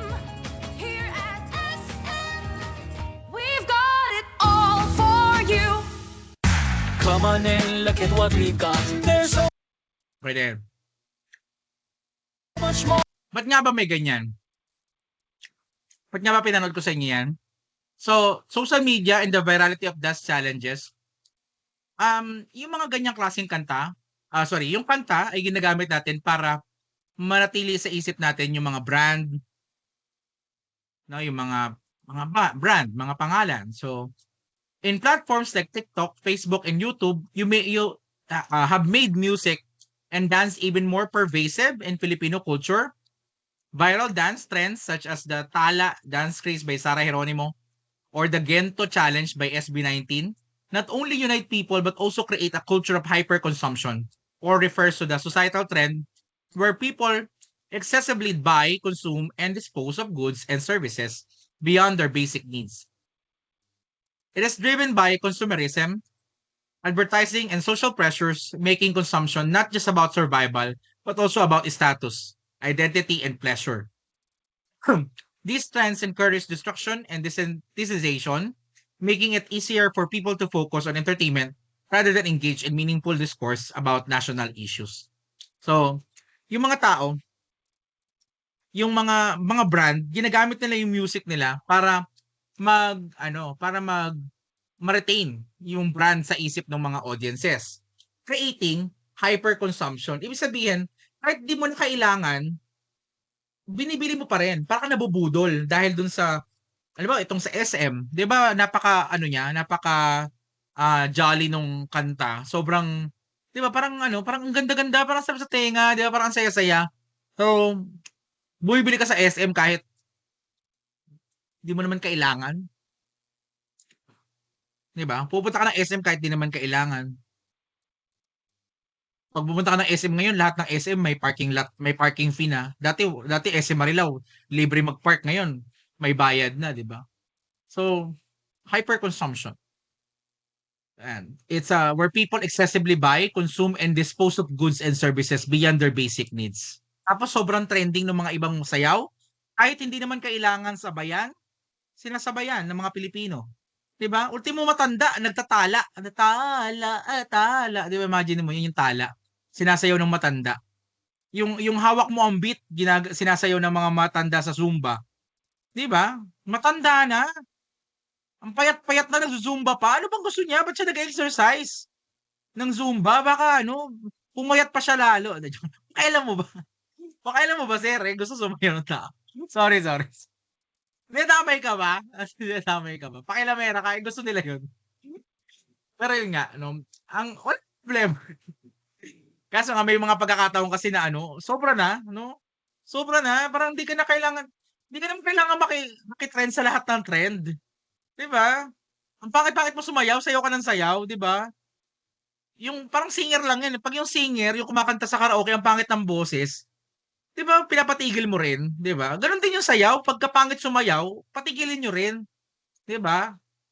So, kaso nangyari sa atin, lalo yung mga content creator, kapag ka content creator ka, meron ba ritong vlogger, content creator sa Facebook? Ayan. 'Di ba pagka content creator ka sa Facebook, parang kailangan may content ako araw-araw. Kaso minsan nauubusan na tayo ng content. So, kahit ano na lang, 'di ba? Lahat na lang ng trend sasayawan mo. Kahit ang pangit-pangit mo sumayaw, 'di ba? So, 'yun yung problema. Nabubudol tayo. Instead na mas meaningful yung gawin natin, doon tayo nagpapabudol. 'Di ba? Ayan. Of course, the Gangnam Style. Ayan, pakinggan natin 'to. Mabilis lang. Coffee ko Blanca. Hi, Coffee ko Di yan Blanca. creamy. Gentle din sa tummy. Switch na. Ayan, natigil na. Playtime naman. Sugal naman. Ang galing. Ikaw, coffee ko, sugal.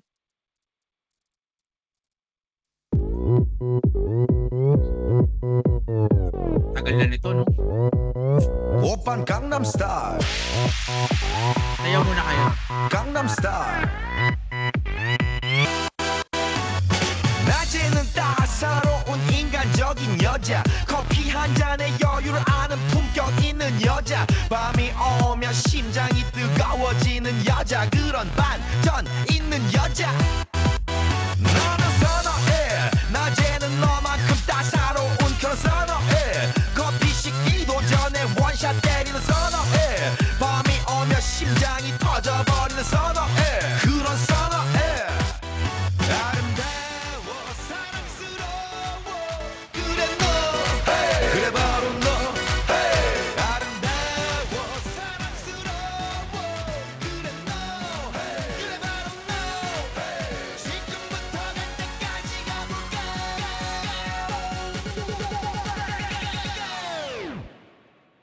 Oppan Gangnam Style. Okay. Ah. Pala. Gangnam Style. Next na song. Yan. Ito, alam niyo rin to, di ba? Fan kayo ng BTS. Coffee. Try Yung this! behind the scenes. Coffee ko brown. Saktong timpla ng kape, milk, at brown sugar. Kaya sarap, pampa-up! Coffee ko brown. Saktong timpla na may sarap, pampa-up. Coffee ko brown. Sarap, pampa-up! Ba't ito may skip? Oh my God, unskippable. Ain't the stars tonight, so watch me bring the fire, set the night light. Ang gusto ko to, actually, sa mga BTS song. Yung gusto ko. Kink out, kick the drum, rolling on like a rolling stone. Sing song when I'm walking home, jump up to the top of the brown. Ding dong, call me on my phone, nice tea and I'll get my Ding dong ping pala kasama pong. dito, no? Cause it's getting heavy, can't hear the bass boom.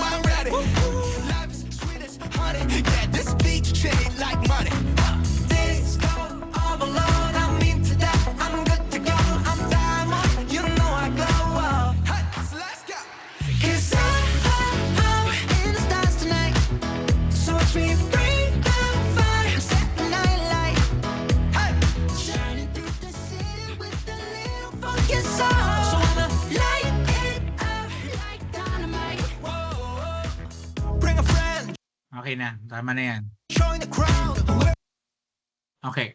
So ngayon, bakit natin piniplay yun? Kasi syempre it leads us to the colonial mentality and global cultural influence. Ayan. So the Filipino music and dance scene is heavily influenced by foreign styles. Nakakalungkot, no? Kasi maganda naman yung music ng Pilipinas, pero bakit medyo natatabunan na tayo ng K-pop, 'di ba? So from American pop, may mga American pop tayo, and hip-hop to Korean pop. Ayan, the overwhelming popularity of this foreign music, in particularly the K-pop, highlights the deep-seated colonial mentality that still exists in the country.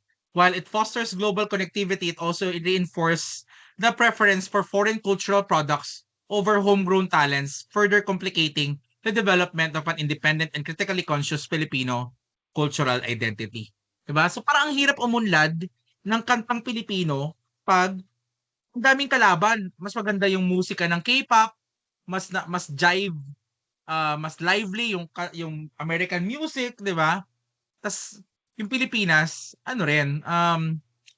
kumbaga nakikipag-compete sa mga ito, 'di ba? Pero I personally believe merong something sa sa music ng Pilipinas na if we learn to appreciate is the key, no, para umunlad, mag-develop yung ating musika. Ayan. Ayan. So, ano yung sinasabi ko na maganda sa Pilipinas? Yung key of H or yung hagod, no? Yung hagod sa musikang Pilipino. Ayan, it's 7:30 na. A hagod is a vocal technique in Filipino music that refers to the smooth, expressive, and sultry vocal glide or slide, often associated with a soulful and emotional singing. So this technique is commonly heard in OPM, ballads, R&B, and jazz-influenced songs. So common ito sa mga ballad, OPM ballads, R&B, and jazz na mga kanta, no, yung hagod. Ano yung hagod? Sabi diyan, it's a smooth, expressive, and sultry vocal glide or slide. So pag kumanta kasi tayo, hindi tayo on point dun sa note. 'Di ba? Yung halimbawa yung sa kay Mariah Carey, 'di ba? Kayong sa and I will always love you. 'Di ba may palo 'yon bago 'yon. Yung papalo mo na and 'di ba yung ganun. Sorry medyo pangit yung kanta ko. So, ang American song kasi, kung ano yung note, dapat ma-hit mo 'yon. Ang Pilipino medyo progressive. May and I love you. So mayroon tayong glide. Parang gano'n. So may hagod. 'Yun yung hagod. Na parang araw gabi nasa isip ka, napapanaginip ka. 'Di ba? So yung gano'n. So hindi ka lumulundag from one note to another. Ang ginagawa natin, gumaglide tayo. Kung sa do, re, mi, 'di ba? Do, re, mi, fa, sol, la, ti, do. So pagka do, re, tapos ti agad, hindi tayo ganon. Nag-glide tayo ng do, re, mi, fa, sol, la, ti, do. May tayo, may glide. Basta yun na, smooth. Ang hirap naman mag-demonstrate, pambira. So, there's no isolated notes in Philippine music. Laging sinasama, 'di ba? So, yung sabi ko nga, from re to D to T, from re to T, hindi tayo lumulundag ng T agad. Mi, so, fa, bago mag-T. 'Di ba? Ganun yung idea natin. So, the preference for a sense of community in favor of individuality manifest. Ayaw natin ng may naiiwan. Kaya even in notes, ayaw natin ng may naiiwang nota. Gusto natin lahat kasama. So, ang ginagawa natin, instead of jumping to the notes, we glide to the note. Whereas classical Western music strictly follows 7-note diatonic scale or the do, re, mi with sharps and flats in between each note, traditional Filipino music has no isolated notes. De Leon points out, yung isang music analyst, the music of indigenous culture or even many Muslim and Christian Filipino tends to be bridged by slides or microtonal continuum. 'Di ba yung natin yung ano ba yun? Nakalimutan ko yung example niyan. Pero sa simbahan, ayan, sa ibang bansa, meron sila yung Hallelujah chorus, di ba? Hallelujah, Hallelujah, Hallelujah, Hallelujah, Hallelujah. May ganun sila. So, tonic yon. Sa atin, hindi ganun yung pagkakanta natin ng Hallelujah. So, medyo, ang tatawag doon, kundiman-ish yung kanta natin ng Hallelujah. Nakalimutan ko lang yung kanta ng Hallelujah sa Katoliko. Pero medyo mabagal, 'di ba? Hindi siya bagsakan. For example, if a Western singer could go from mi to fa in one step, the traditional Filipino singer sees that single step as a big jump since many notes lie between mi and fa, notes that Westerners don't even know exist. This is why you often encounter the Hagod style in singing the Filipino music where the singer glides or slides between notes. Ayan.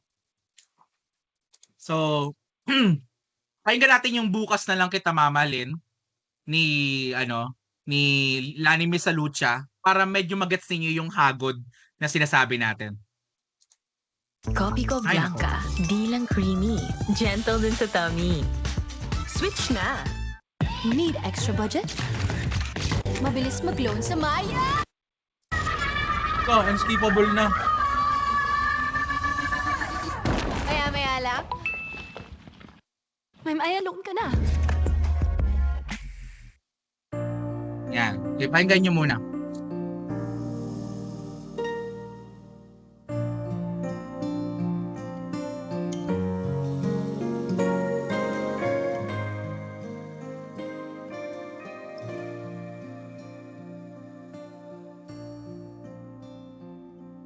Kahirap palang umibig sa di tamang panahon.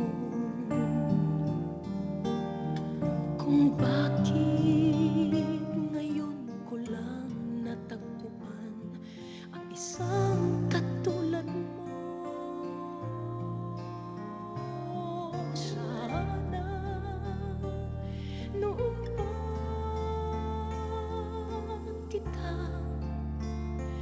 nakilala, sana noon pa lang na ang puso ay malaya pang magmahal.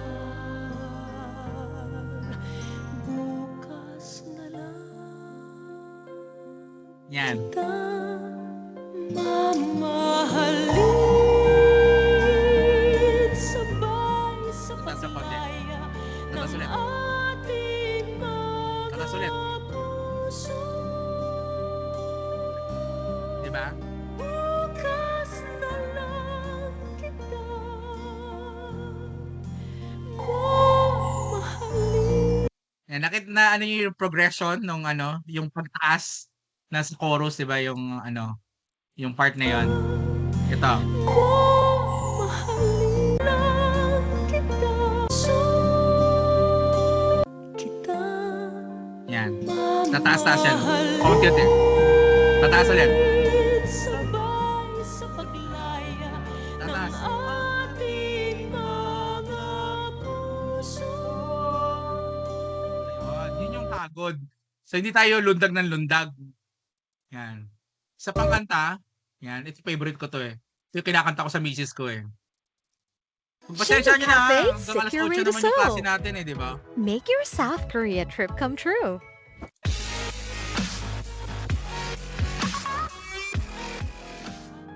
Yan.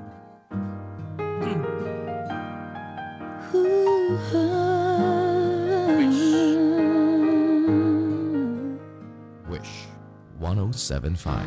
Di biro ang sumulat ng awiting para sa'yo. Para akong isang siraulong hilo at lito. Sa akin pang mina ng piano, tiklado'y pilit nilaro. Baka sakaling merong tono, bigla na lang umusbong. Tungkol saan naman kayang awiting para sa'yo? Di biro ang gawing sukat ang titik sa tono. Sampu man aking diksyonaryo kung ang tugma'y di wasto. Basta't hindi magbabago damdamin ko sa'yo. Araw-gabi nasa isip ka, Same note lang yan. napapanaginip ka, kahit saan magpunta. Araw-gabi nalalasing sa tuwa, kapag kapiling ka. Araw-gabi tayong dalawa.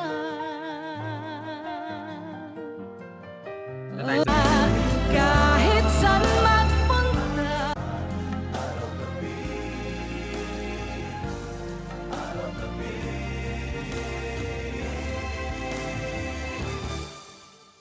Araw-gabi nasa isip ka, napapanaginip ka, kahit saan magpunta.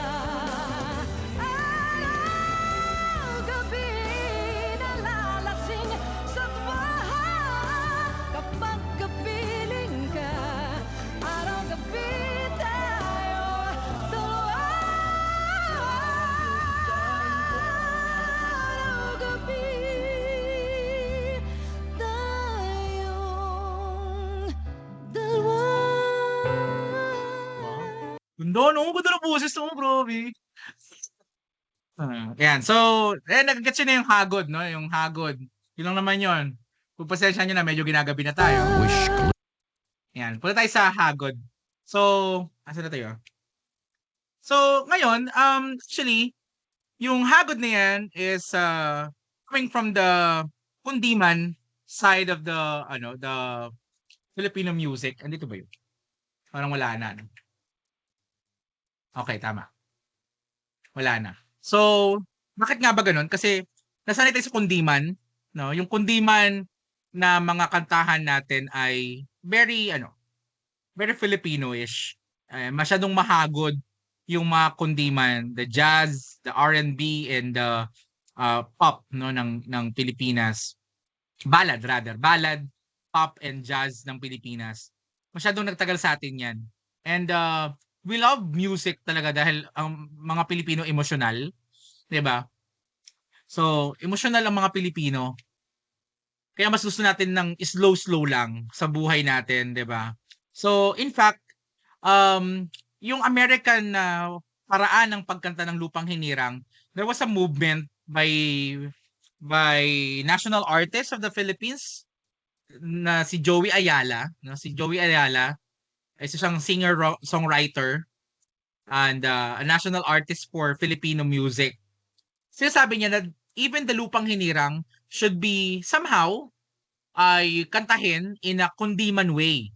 Alam mo yung kundiman?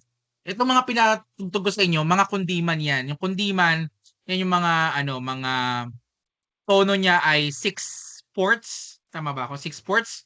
Kung ang regular na 4/4, parang Lupang Hinirang, 1, 2, 3, 4, 1, 2, 3, 4. Bayang magiliw, para sa silanganan. Yun yung 4/4. Ang kundiman, medyo mabagal, no? By, siya, 6/4. 1, 2, 3, 1, 2, 3, 4, 5, 6, 1, 2, 3, 4, 5, 6. Pagka siya, is lower siya.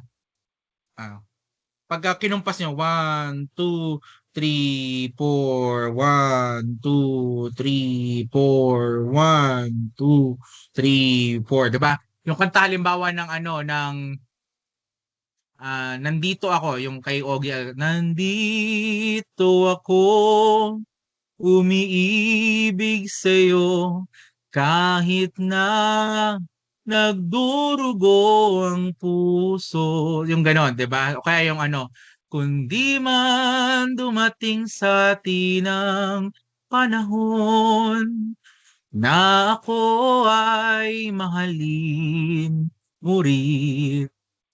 Asahan mong ako'y di ganun. So, medyo mabagal siya. Yung kanta natin ng Lupang Hinirang, medyo mabilis, di ba? Bayang magiliw, perlas ng silanganan, alab ng puso, sa dibdib mo'y buhay. Masyadong Americanish yun. And hindi siya appropriate sa sa Pilipino kasi ang mga Pilipino gusto natin ng medyo mabagal, medyo kundiman yung style ng pagkanta. So pag ang Philippine National Anthem, kinanta siya ng loop ng kundiman, medyo may slower yung kanyang pagkakanta.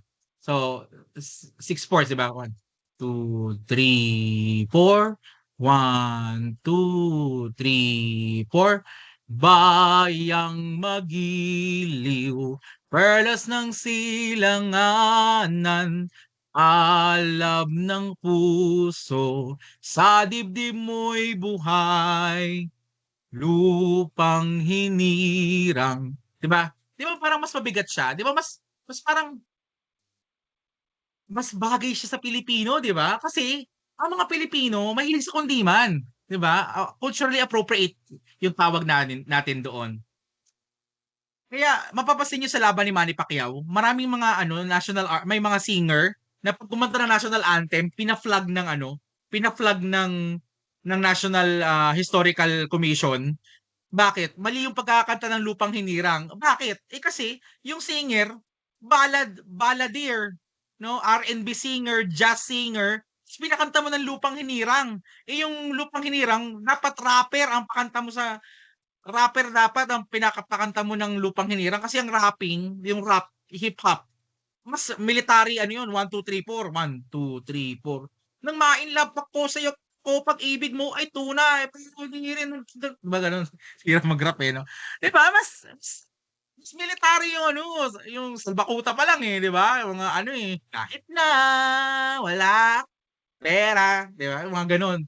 Dapat rapper yung pakanta nila sa laban ni Manny Pacquiao. Mas tama niyang makakanta yung Lupang Hinirang. Pero pag balladeer, R&B singer, jazz singer, naku, for sure, tempo pa lang, no? Mas papabagalin niya yung pagkakanta. A cappella yun. Di ba? Wala ka ng metronome dun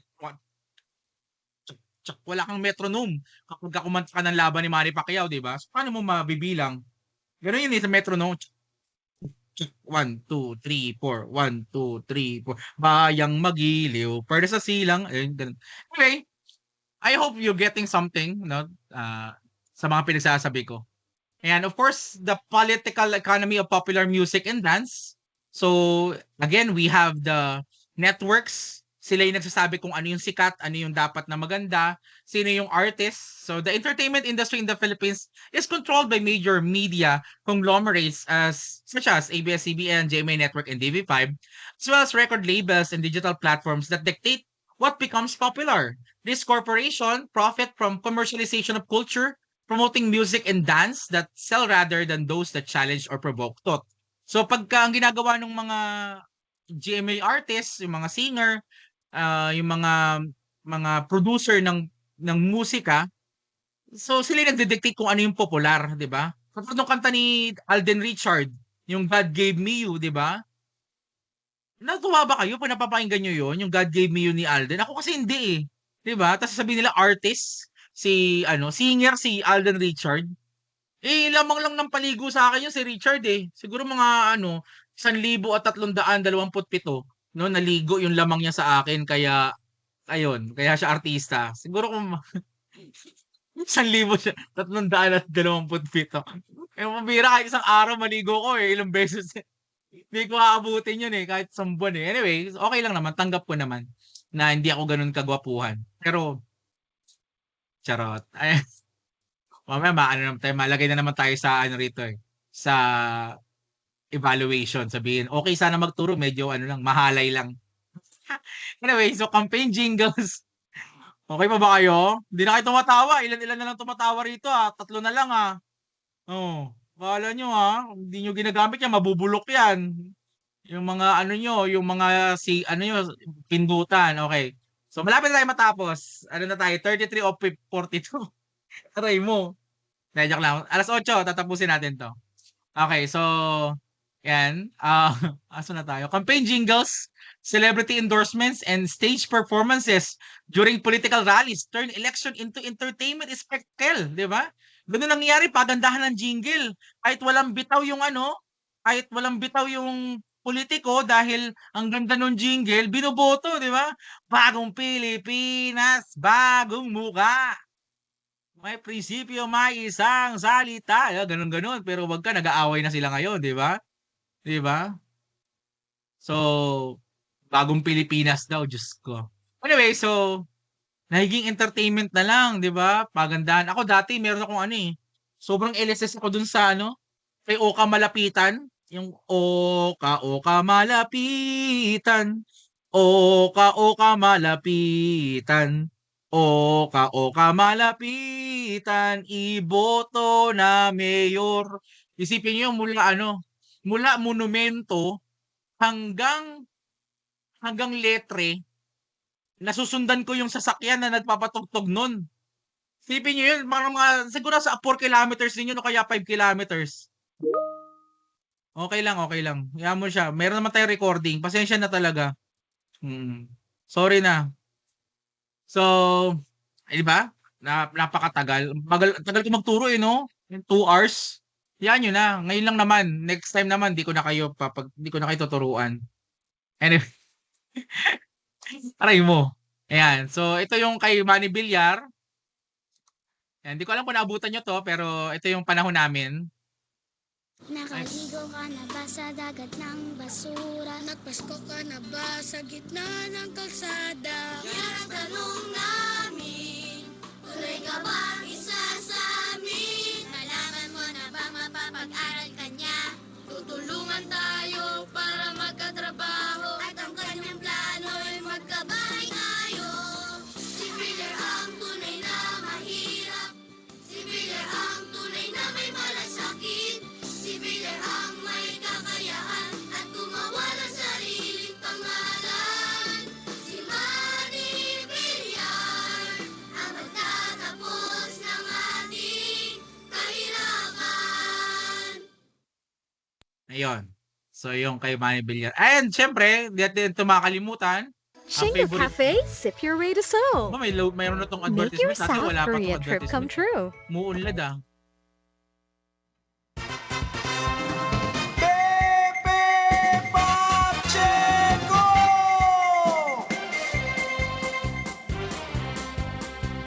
Nandirito muli ang Pepe ng Masa. Barangay Bukod, kay Pepe sumama na. Kay Pepe Pacheco tayo nang magkaisa. Ang Pepe na sa round 2 ay mas uubra. Si Pepe ay handa na sa laban natin. Si Pepe kondisyon walang bitin. Serbisyong Pepe tikman natin. Pepe na mas mabango, tunay na malinis to. Pepe na laging bukas sa'yo, Lunes hanggang Linggo. Ang Pepe ko, ang Pepe ko, ang Pepe mo, ang Pepe mo, si Pepe Pacheco. Ayan, so Pepe Pacheco. Di ko alam kung kamag-anak yan nung kapitan ng ng Punturin. Pacheco yung di ba? Sa Punturin. Anyway, so ayan. Okay, so malapit tayo matapos. So double-edged sword yan. Music is a double-edged sword. It can serve as an opiates that pacify the masses. Pinapacify niya tayo. Ibig sabihin ginagawa niya tayong passive. Walang bitaw. Nililibang tayo. Yan. They also hold a potential for empowerment and resistance. Protest music from 1970s folk anthems of Freddie Aguilar and Asin to modern political charge rap of Balakid and Dicta License challenges this numbing effect by using rhythm and melody to spark discourse. Dance too has been used as in activist movements as seen in flash mobs advocating for women's rights and social justice. Diba? Ang musika, hindi lang naman siya panglason sa atin para maging ano tayo, maging manhid, no, sa nangyayari sa lipunan natin. Sometimes music are being used para magising naman tayo. 'Di ba? Yung kanta nila nila Glock 9, 'di ba? Yung Upuan, 'di ba? Yung Dapat Tama, 'di ba? Yung mga ganyang klaseng mga awitin, somehow it powers us. So it doesn't just pacify audiences, there are still music, no, na empowers people. Okay? The challenge therefore is to push for cultural expression that not only entertain but also educate and awaken critical consciousness among Filipinos. So nakadepende yan sa ating pinapakinggan. Kung ang pinapakinggan mo puro heb-abi, talagang babay na mangyayari sa iyo yan. Heb-abi ka ng heb-abi. 'Di ba? So kailangan meron kang mga ako nga Glock 9, gusto ko rin yan si Glock 9. Kaysa kay Andrew E, no? Andrew E, Diyos ko si Andrew E. Kahit kailan, di naman. Ano bang mga magandang kanta ni Andrew E? Yung Olive, yung Sinabmarine, di ba? Ano ba yun? Diyos ko. Di ba? Yung Silong ni Kaka, di ba? Yung mga kanta ni Banyo Queen, di ba? Dati pa naman walang bitaw si si Andrew E. Paano naman mga kanta niya Sorry na. Sino ba? Ano ba to? Ano ka pinakinggan niya? Walang ng new playlist ni Heb Abi. Sige, go lang. Hindi ko trip si Heb Abi. Parang kasi yung feeling ko napaka-layback ng mga niya, ng mga kanta niya. So, ito yung LSS sa campaigns jingles. Ayan, bakit kaka-LSS ang campaign jingles? Huwag natin panoorin yan.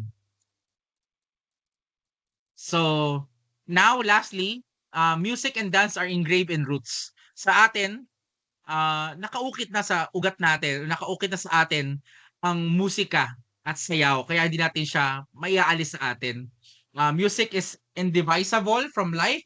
Many indigenous cultures even see music as something that can never be detached from their lives. Marami sa atin, hindi na maiaalis sa atin yung musika. No? Lalo sa mga katutubo, 'di ba? Lahat ng mga kaganapan sa buhay nila, they have music. So, some cultures don't even have a generic term for vocal music or even music in general. Yan, these are the Filipinos who live closest to nature, says De Leon. This include the people of the Cordillera, the Mangyan, the Aita, and the Lumad of Palawan and the Mindanao Highlands. Life to them is an indivisible whole.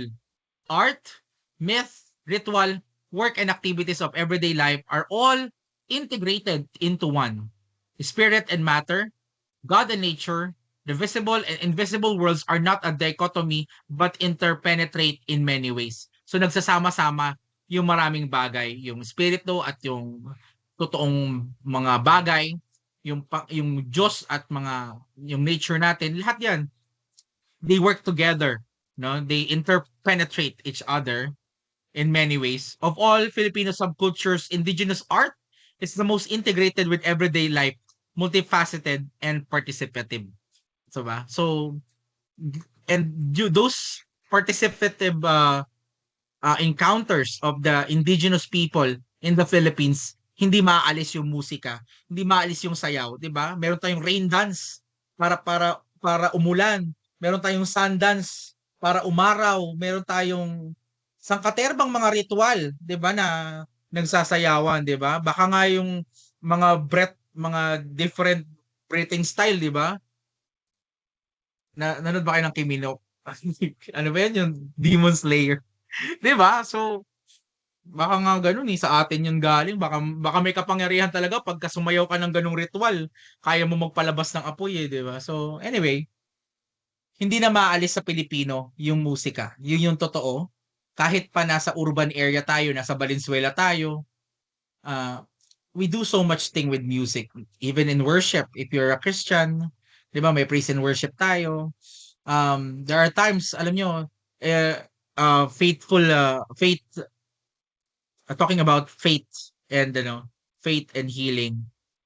Alam nyo sa amin, hindi kami nagagamot, no? Hindi kami uminom ng gamot. Ang ginagawa namin, nag-praise and worship kami para gumaling. May ganun kaming belief.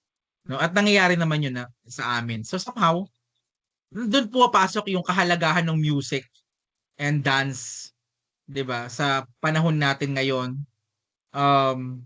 hindi natin maaalis yung musika at yung sayaw. So, anong kailangan natin gawin? Gamitin natin ng maigi yung ating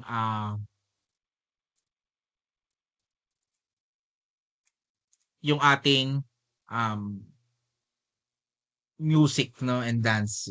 Gamitin natin yung music and dance to empower us to, inform others, encourage other. Ayan, 'di ba?